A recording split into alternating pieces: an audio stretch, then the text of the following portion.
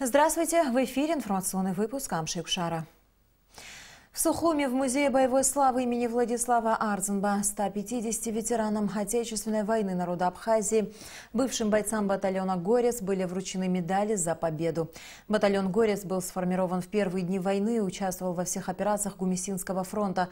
52 бойца батальона погибли во время войны, 26 из них во время высадки десанта на горе Ахбюк, 5 пропали без вести. До сегодняшнего дня не дожили еще 41 человек.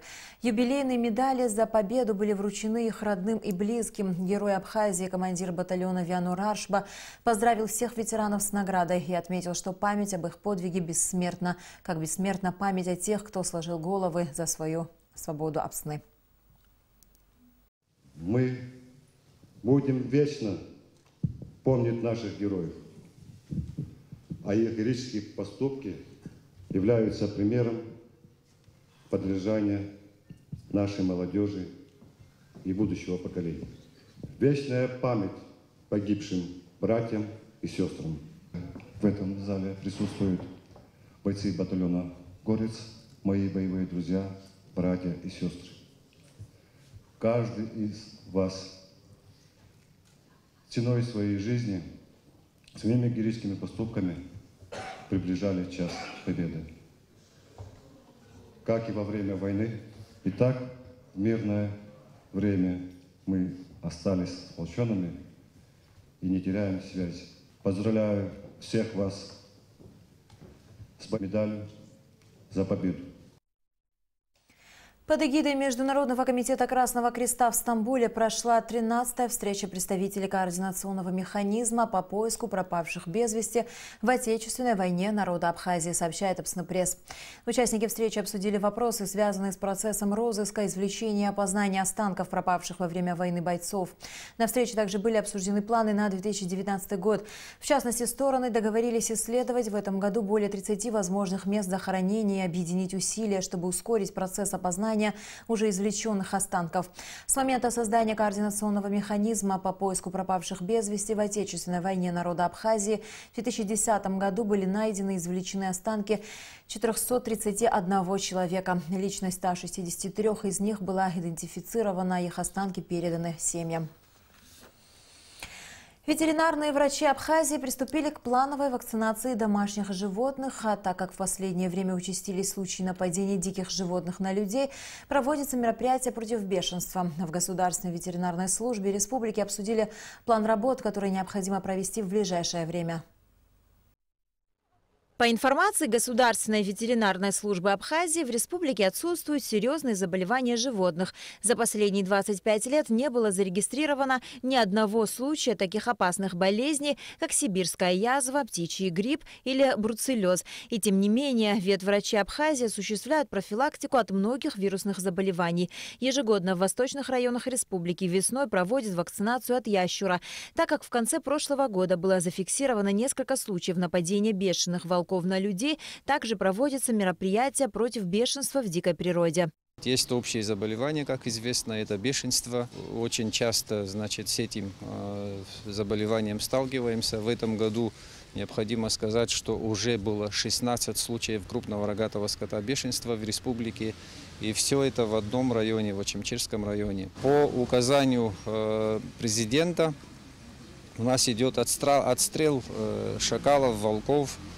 Проводится уже больше месяца, эта работа ведется. И в самом Очимчирском районе наиболее активно это проводится. На сегодняшний день уже около 200 шакалов и волков в общем числе уничтожено. Бешенство – это смертельное вирусное заболевание теплокровных животных, к которым относится и человек. Основной путь заражения – укус больного животного. Но опасно даже случайно попавшая на поврежденную кожу или слизистую оболочку бешеная слюна. Переносчиками бешенства являются как дикие животные, так и домашние. Для человека опаснее всего бездомные собаки и кошки, особенно весной и летом. По словам Романа Джопа, управлением ведется работа по отстрелу бродячих животных, хотя в цивилизованном мире давно используется используют другие гуманные методы решения проблемы. Весь цивилизованный мир как бы другим образом, другим способом решает, подходит уже к этой проблеме. Во-первых, дети не хотят, всячески плачут, когда слышат о том, что собак отстреливают. Но здесь нужно сказать, что со всех районов, к сожалению, завозится в город Сухум. Эти собаки отпускаются, и вот это вот такое отношение неправильное, я бы сказал так. Помимо бродячих животных, от бешенства могут пострадать и домашние питомцы. Чтобы обезопасить себя и своего любимца, кошку или собаку, необходимо своевременно проводить вакцинацию. В Абхазии действует программа, согласно которой раз в год ветеринары проводят массовые вакцинации животных. По словам специалистов, необходимо прививать всех домашних кошек и собак, потому что они в случае их заражения бешенством спустя определенное время обязательно набрасываются на людей и других животных. В Государственной национальной библиотеке имени Ивана Папаскир прошел вечер памяти заслуженного деятеля искусства Абхазии и драматурга, новеллиста Алексея Аргун. Вспомнить писателя пришли его друзья и коллеги. Смотрите репортаж Гугуцы Вардания. Абхазский ученый, общественный деятель, писатель, доктор искусствоведения, профессор, член Союза писателей Абхазии и России, член Союза композиторов Абхазии, министр культуры Абхазской АССР Алексей Аргун родился 10 апреля 1937 года в Ткварчале. Вспоминая Алексея Хутовича, друзья и коллеги отмечали, что он был человеком с необычайно сильной волей, великолепным рассказчиком. Воспоминаниями о заслуженном деятеле искусства Алексея Аргун поделилась его коллега Светлана Корсая, которой он запомнился человеком талантливым и неравнодушным к своей профессии. Как отметила Светлана Корсая, Алексей Аргун и как писатель внес неоценимый вклад в культуру абхазского народа. Это первый профессиональный искусствовед, театровед, человек, который впервые написал, это очень сложная вещь, впервые написал историю абхазского театра, это фундаментальный труд. То есть были до него Михаила Лакербая очерки абхазского театра, но это были очерки, это была маленькая книжка. А Алексея Хутовича охватил в своем труде, начиная с возникновения первых признаков абхазского театра, то есть начиная со Средневековья, с акечеков и заканчивая 1970 годом. То есть любой исследователь, который хочет что-то узнать, хочет что-то исследовать и что-то изучить, он имеет такое богатство, как фундаментальные труды Алексея Хутовича. И это бесценный подарок. Алексей Аргун известен и как драматург. Его пьесы ставились на театральных подмостках Кабардино-Балкарии, Чехословакии и Польши. Постановки пользовались большим успехом. Вы знаете, когда перелистываешь страницы биографии Алексея Хутовича, прежде всего, конечно, это абсолютно разносторонне одаренный человек, который смог в своей жизни сочетать и государственную службу, и общественную деятельность, и заниматься исследованием культуры, причем в самых разных областях. Это и театр, и история художественной культуры, монографии артистов, история создания и развития многих наших творческих коллективов. И это такая вот очень важная и своевременный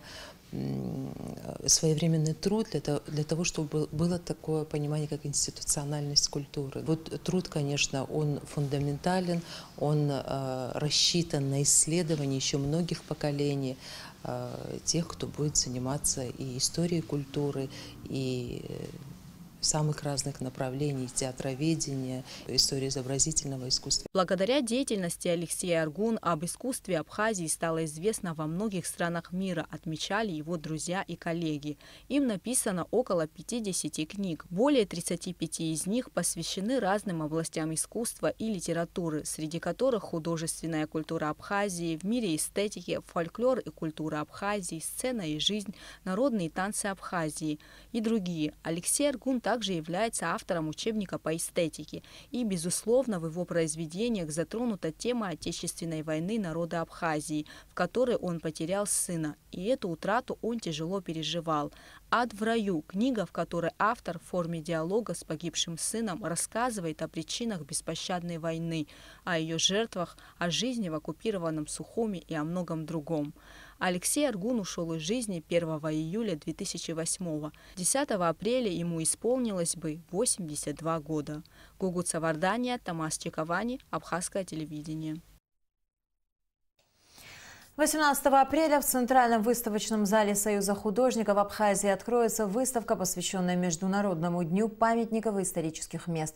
На выставке будут представлены работы абхазских художников, в чьем творчестве отразилась тема памятников, архивные материалы, старинные фотографии, макеты храмов, сообщает пресс-служба Министерства культуры и охраны историко-культурного наследия. Выставка продлится до 25 апреля. В феврале этого года телеканал «Моя планета» объявил о запуске нового всероссийского кастинга для участия в съемках проекта «Планета на двоих». Организаторы конкурса сейчас находятся в Абхазии. С какой целью в республику приехала съемочная группа и какое отношение данный проект имеет к нашей стране, расскажет Саид Джарсаля. Телеканал «Моя планета» – главный российский познавательный канал о путешествиях, истории, науке и людях. Главная цель канала – разбудить в зрителях жажду приключений и познания, показать, что в каждом путешествии их ждет новая жизнь. Самые красивые места, самые вкусные блюда мира, редкие люди и профессии, необычные праздники, загадки истории и тайны Вселенной. В поисках удивительных открытий российские авторы добираются до самых укромных уголков России и всей планеты. Ежегодно руководство телеканала создает проекты, в которых телезрители становятся героями передач, что позволяет стирать границы между зрителем и экраном телевизора. «Моя планета» — это канал о путешествиях. Канал, который помогает реализовывать мечту телезрителей, который помогает раскрывать мир, раскрывать планету глазами путешественников. Мы ищем новые идеи, и вот одна из этих идей, которая живет уже второй год подряд, наш проект, который называется «Планета на двоих». Мы предлагаем молодым людям, романтикам, готовым сделать предложение руки и сердца своим любимым, сделать это в эфире нашего телеканала. Учитывая концепцию нашего телеканала, естественно, предложение должно быть в процессе путешествия. То есть такой катарсис какой-то уникальной поездки, оригинальный, интересный и эмоционально насыщенный. По правилам, для участия в кастинге молодым людям необходимо заполнить анкету и прислать видео с убедительным рассказом о том, куда и почему они хотели бы отправиться в путешествие. Было принято до 1000 заявок, из которых руководством телеканала была выделена только одна пара. Победители конкурса имеют возможность выбрать страну для романтического путешествия. Молодой человек, который не захотел, чтобы его имя было названо, решил, что для романтической поездки лучше всего подойдет Абхазия. Вот почему в республике проходят съемки проекта «Планета на двоих». Руководство телеканала разработало для молодых уникальный маршрут по достопримечательностям нашей страны. В организации съемок помощь телеканалу оказывает Министерство по курортам и туризму Абхазии. В преддверии летнего курортного сезона Министерство по курорту и туризму совместно с Национальной туристической компанией и Союзом туризма Абхазии проводит мероприятия по увеличению турпотока в Республику Абхазия. В данный момент для популяризации в информационном поле Республики Абхазия был приглашен телеканал «Моя планета». Также Министерство по курорту и туризму проводит рекламные туры для субъектов туриндустрии Российской Федерации и ближнего зарубежья. Съемки передачи «Планета на двоих. Абхазия» будут продолжаться еще несколько дней, в течение которых съемочная группа с главными героями проекта посетят самые красивые места страны. А телезрители телеканала «Моя планета» смогут посмотреть премьеру программы о пребывании молодой пары в Абхазии в сентябре этого года. Саид Джарсаля, Тамас Чековани, Абхазское телевидение. 25 апреля в Абхазской государственной филармонии имени Раждина Гумба состоится благотворительный концерт оркестра народных инструментов имени Утара Хунцария в поддержку подопечных культурно-благотворительного фонда «Ашана». В рамках концерта также выступят вокалисты Тимур Хакба, Мадина Кварацхеля и Саида Агрба. Кроме того, заслуженный художник Кубани Светлана Казанцева представит зрителям сюжет на тему нардского эпоса с помощью песочной анимации. И в завершении выпуска о погоде. По сообщению Гидрометцентра, в Абхазии ожидается облачная с прояснениями погода. Ночью и утром преимущественно без осадков. Возможен туман, днем и вечером дождь, местами дождь с грозой. Температура воздуха ночью 7-12, днем 11-16 градусов. Температура морской воды 12 градусов. На этом наш выпуск завершен. До скорых встреч в эфире.